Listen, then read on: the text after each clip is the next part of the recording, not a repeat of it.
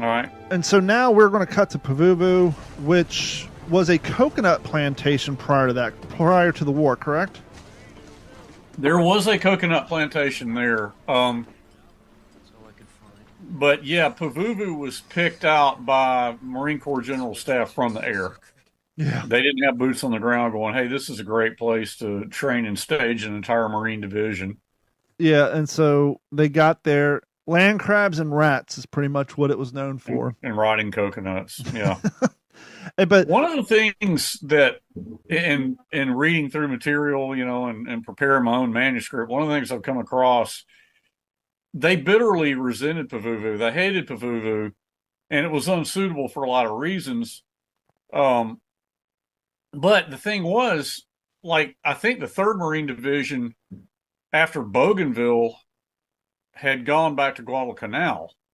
Well, the problem was Guadalcanal was a huge rear area base. Well, they were using those guys for work details almost continuously to build it into the large logistical hub that it became, as a jumping off point for so much of our war effort in the Pacific. Well, the problem was you had guys who just come off Bougainville who needed rest. Yeah, they're all, not only are they wounded or wore out from being in the jungle, but they have dysentery, jungle rot, they're just beat up. And so they're being pulled out for work details every day. Well, they figured, well, these guys can't get any rest because they're hauling gravel and making roads and doing all that. So as bad as Pavuvu was, sure, they had constant work details because hauling coconuts and dumping them in a part of the swamp was a hated duty, but it wasn't, certainly not the rear area base that Guadalcanal was, about 60 miles north of there. I would love to go there, to be honest with you. That would be, I don't think there's much there these days, but it would be interesting because my dad wrote a lot. I mean, they practiced on so many little stuff that didn't get published. Man, they practiced amphibious landings around so many of those little islands around Pavuvu. I mean, it would just be fascinating to go there. And there was an interesting aspect in the book where he's talking about, he don't say it verbatim as this, but the idea is young men sometimes doing things without thinking through the consequences. When we got there, we start killing all these land crabs and throwing them outside our tent. Mm-hmm. Well, what's the problem with that? You're in a tropical environment. Now you got hundreds, if not thousands, of dead crab sitting in the open air. And as much of a nuisance as they were, now you've created a new problem, and now you've created a new working party. Someone's got to clean up all the crabs. Oh, yeah. Very inhospitable. And so we're going to cut to Robert Leckie, Chuckler, Hoosier, and the gang in their pyramid tents, racked out on their cots. And they're, as we often hear from combat vets, it's not until the combat's over that you start to think about what you've gone through. And so they're fighting malaria, they have dysentery, they're fighting the crabs and the rats, and they're having a discussion of what Pavuvu means because it's such an odd name. Mm-hmm. Read to me, Daddy. Vera, it finally stopped raining, only making the smell of rotten coconuts worse. The rats and crabs have come out of hiding. I've killed more of them in the past week than I will ever kill Japs. Everyone's sores have gotten worse, along with their dysentery. My buddy Runner has a bone-cracking bout of malaria. This island has an exotic name that translated means the death of hope. Thinking of you always, Robert. Pavuvu means death of hope? I don't know what it means, and I don't care. Hey.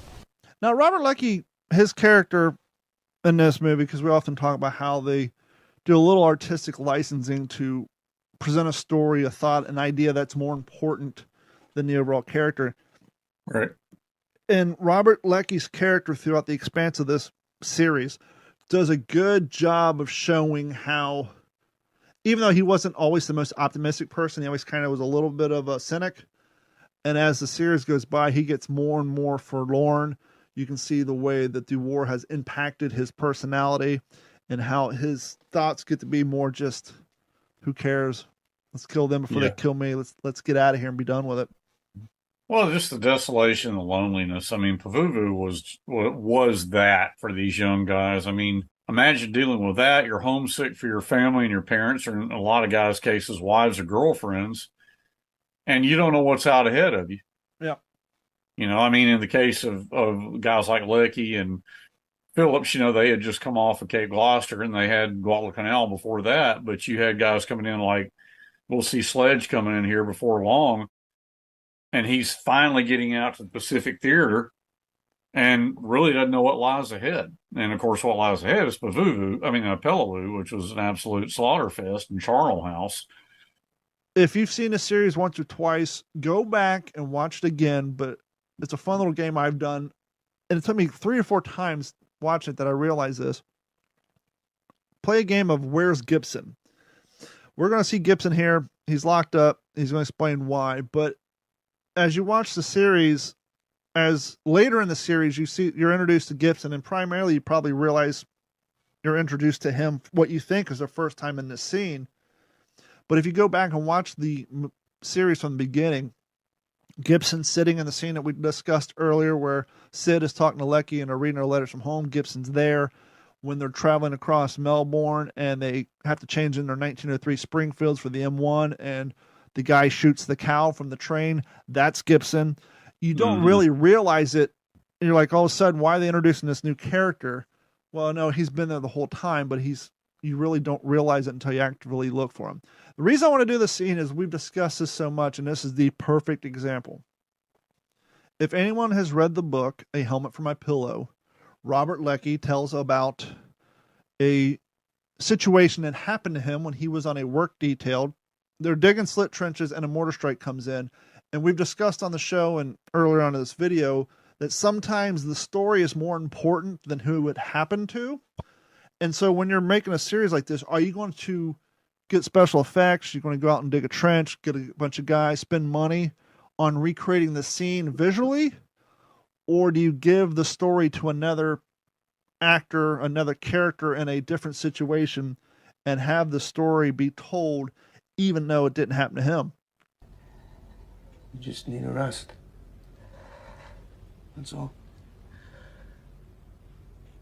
On Guadalcanal. I was coming back from the airfield to the work party. There was this guy. He was tucked in behind me. His lips on my back as he prayed to God to keep him alive. He believed God would save him. Jesus, I envied him.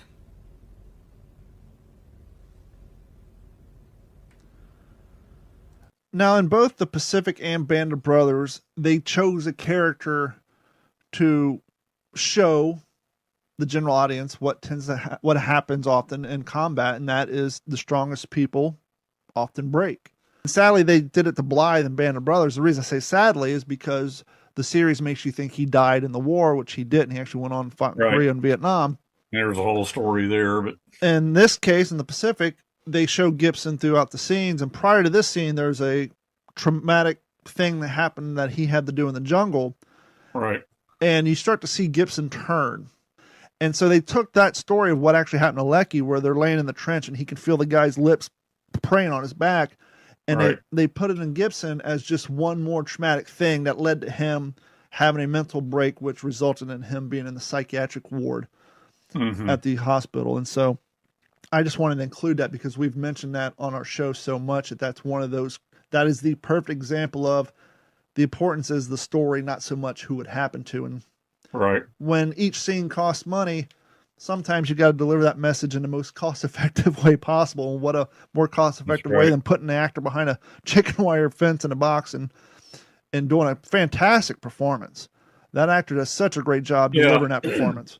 Man, that Gibson's character was, I mean, like that scene right there was tough because, I mean, with the lighting and the way, just the haunted look on his face, man. I mean, you just can see that it's troubling. I mean, but look, I mean, the Pacific.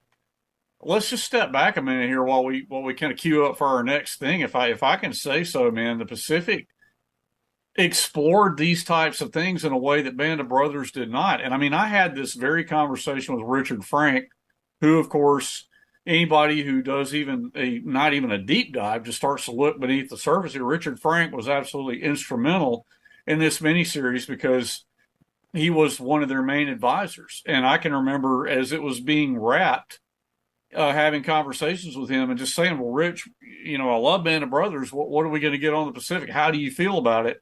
And I will never forget this. This was a phone conversation. He said, Henry, I would sum it up thusly. He said, it's grimmer, but greater than Band of Brothers. And he said, I will tell you, it may not be evident when you first watch it, but trust me, it is grimmer, but greater than Band of Brothers. And so we explored that a little bit, and he said it's more beneath the rim of the helmet. And what he meant by that was this exact kind of thing right here. You see it with the Sledge character, and I'm not to spoil it. We'll get into that later when we really get into some heavy Sledge action. But what you see with Gibson right here, I mean, this kind of the individual cost and trauma. The Pacific delved into that and explored it in a way that Band of Brothers did not. And I think it's a good point, because I was sitting there thinking it was kind of actually brave of them. We know there's scenes that never made it into Band of Brothers because they kind of, I don't think it's fair to say they want to protect the reputation of the people, but there's a famous story of where one particular member used the brass knuckles that they so passionately talked about and broke a German's jaw by punching him when they were questioning him. But what I mean with brave by them and the fact that in the Pacific, and so much of this goes to your father's betrayal and explanation of this in his book with the Old Breed, and that is they took a chance of maybe, in some people's eyes, tainting the reputation of the men, and that was the pulling of the teeth. Right. The scene where Snafu's throwing the rock in the skull. And they could have easily just left that out to kind of build the heroic, these are our guys, they did no wrong, they just went out and won the war. But no, they stuck to the book. They wanted to be authentic, and they wanted to show the good, the bad, and, pun intended, the ugly of combat and how it changes a person. Bruce McKenna said to me more than once, we've been on podcasts together, and he said it to me. We had a lovely reunion in New Orleans at the World War II Museum, and he said, if we had made the Pacific first, Band of Brothers would have been a more darker, like this miniseries. I mean, yeah, they were riding through these picturesque French villages on tanks and drinking wine and kissing the mademoiselles, but I mean, look, we kind of misrepresented that because there was a lot of really bad stuff that happened to these guys that we just glossed over, and so I think on the Pacific, they tried to not make that mistake. And of course you didn't on these islands. It's not like you had hula girls coming up to you. I mean, these were desolate islands.